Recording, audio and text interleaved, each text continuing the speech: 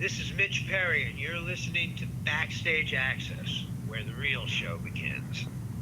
I just gotta believe I'm gonna make it this. We're here today with legendary guitarist and songwriter Mitch Perry to talk about the Mitch Perry Group and their uplifting single Believe. Welcome to Backstage Access, Mitch. How are you? Oh, I'm doing good. How about yourself? I'm doing well, thank you for asking. So I noticed the phone call came in from Charlotte, huh? Yes, I am in Charlotte, North Carolina. Oh, awesome. I don't know if you know, I used to be involved with race cars, but I used to teach for the Dale Jarrett racing school, and I spent a lot of time staying at Lake Norman. Awesome. Yeah, they're getting back to racing this weekend here. Oh, yes, I know. I saw, they were at Darlington this last weekend and last night, and I guess they're heading to Charlotte today as we speak. Absolutely. Yeah, they're looking forward to it, I'm sure, even though we can't be there, but we can watch it on TV, so that'll give the fans something to look forward to.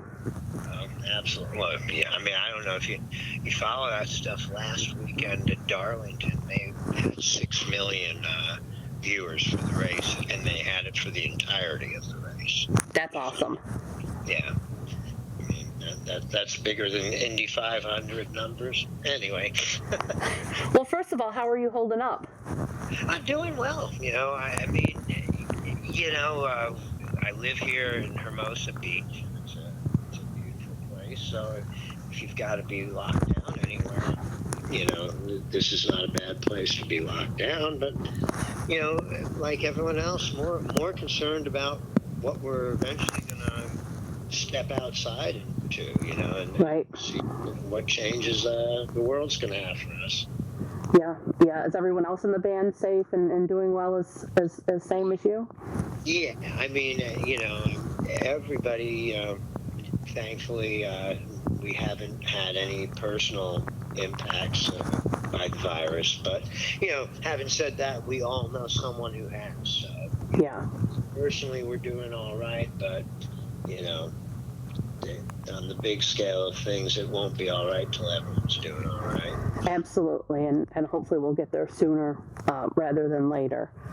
Yeah. Which brings us to Believe and the great new song that you've got. So it's perfect as you kind of reflect on what's going on in the world right now. When did you kind of first come up with the idea for the song? Did it happen during the pandemic, or is this something that you've done and had brewing and just kind of it fits for the time? Yeah, well, the song actually was recorded before the pandemic. Okay. We recorded this new album, My Music Box. We've been recording in various separate sessions over the last year. We'd finally finished recording in August and had been doing, mixes over the time. Gotten the final mix finished the week of that COVID, sent us into lockdown. Right. So I had this completed album, and we're now stuck in our houses, not able to do anything. So I knew the song "Believe" that I've actually had for 10 years. The lyrics just spoke about this whole situation we find ourselves in. So I spoke to Ian, the guy who shot the footage for the EPK that we have, and I knew that we had footage to believe. I said, look, I think if you listen to the lyrics, you can find extra footage, because obviously we can't shoot anything new right today. We just found file footage to fill in the storyline blanks, and put it with the rest of what you see, and that's how we came up with that video.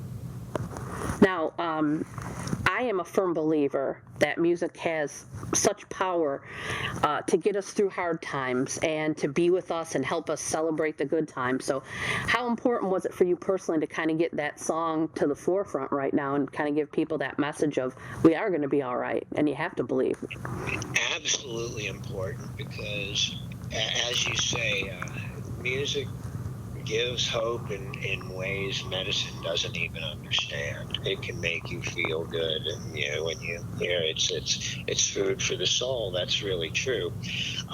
This is a song that I think I wouldn't say is necessarily any more important this week than it was, the week before COVID broke out. Right. Because it's a feeling that's universal, and this song was intended to be that anyone could step inside it, insert themselves or their lives or their situation into the framework of what we have in the song, and go, man, this was written for me.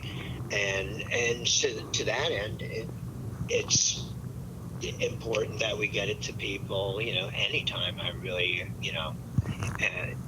it's not just unique to the situation. I think it's something that people can use 24/7, all year round. Absolutely. It's just relatable on so many different levels. And that's the one thing that I just really loved about the album Music Box as a whole, is that I kind of just felt like so comfortable with the songs. Like, I guess the best way I could describe it is I felt at home listening to it.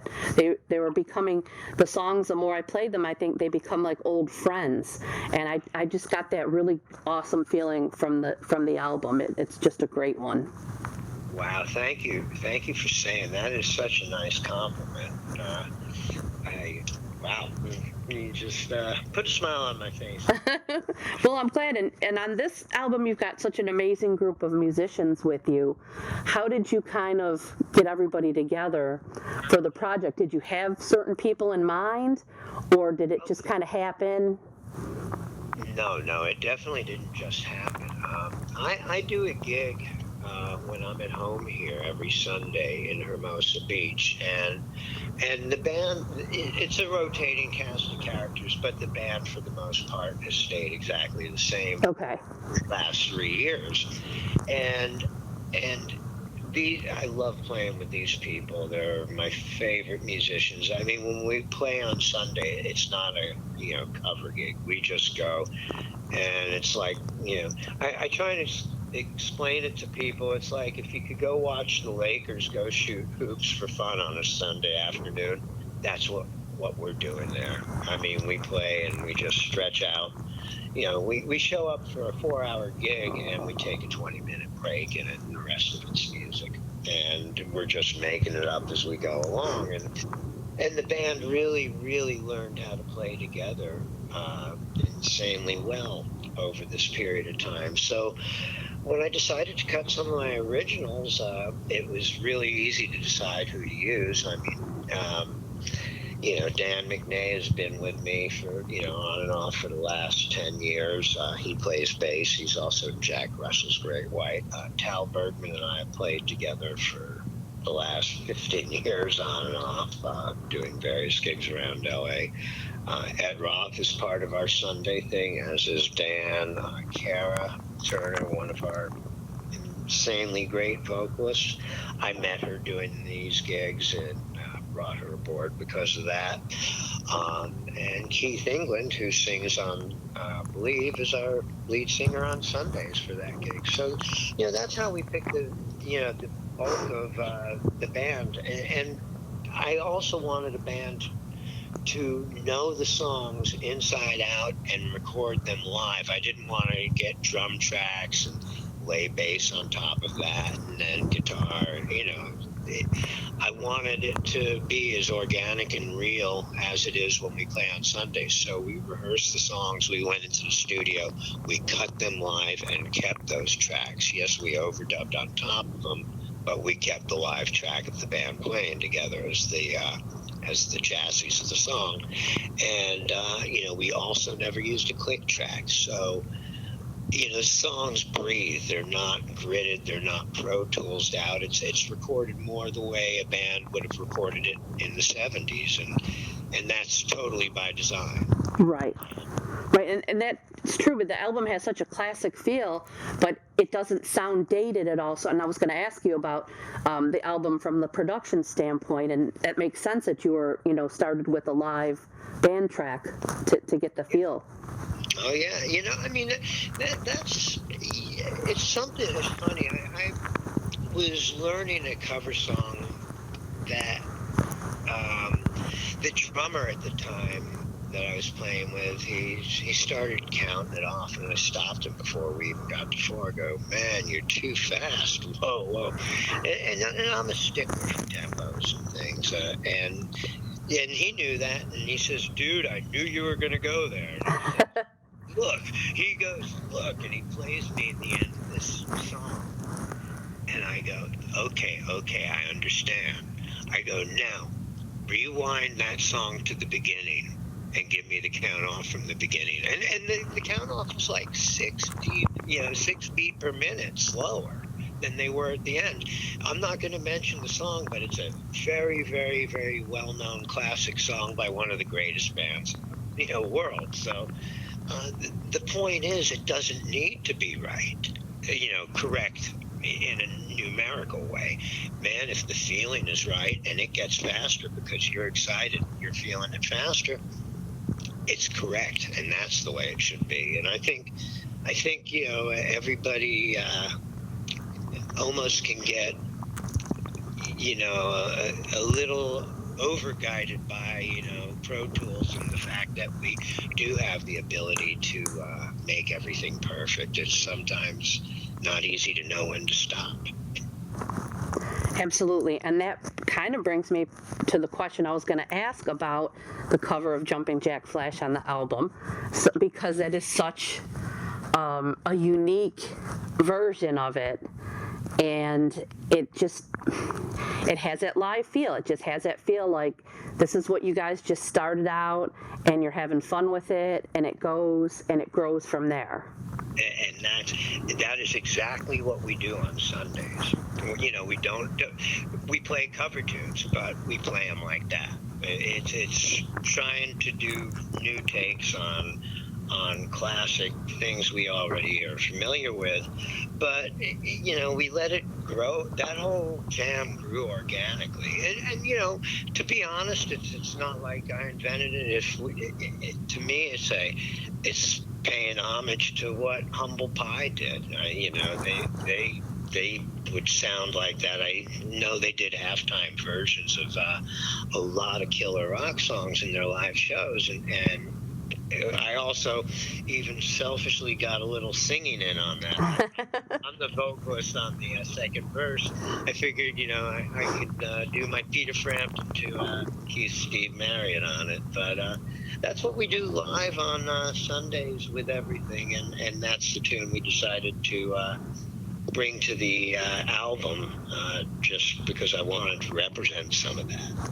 Awesome, man. Makes me want to go down to the beach on a Sunday when you guys are playing. You're always welcome.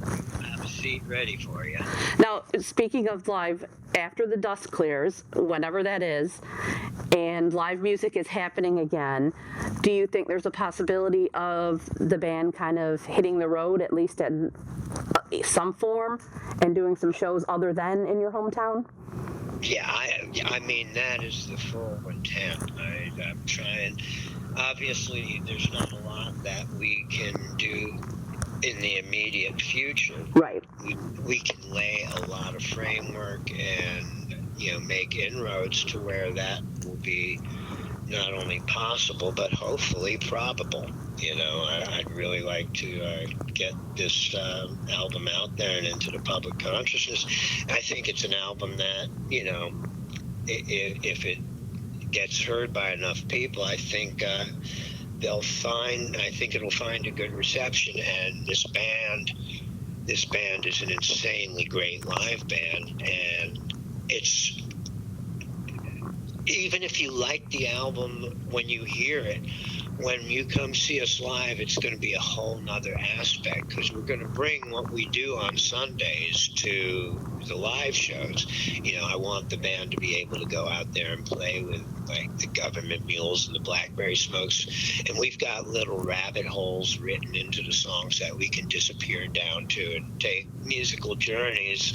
So when you see us live, it'll be a different experience. It won't just be, hey, I went and saw them play their song live. We'll take it to places that will be fun to go as well. So awesome. Well, I'm looking forward to it, and I hope that that can happen for you. And and all the musicians can get back out there on the road soon and bring live music to the people again as soon as it's safe for everyone to do so. You and me both. It won't happen soon enough. We'll have to make sure it happens, in a safe time frame, but that time frame won't come around too soon. Well, thank you so much for taking the time to talk with us today. We do appreciate it. It's a great album, and I hope that people give it a listen, and I personally hope to catch one of those live shows someday. Oh, well, hope to see you at them, and again, thank you for the kind words about the album, and just keep playing it for all our friends out there. 2 down, 1 to go. Another day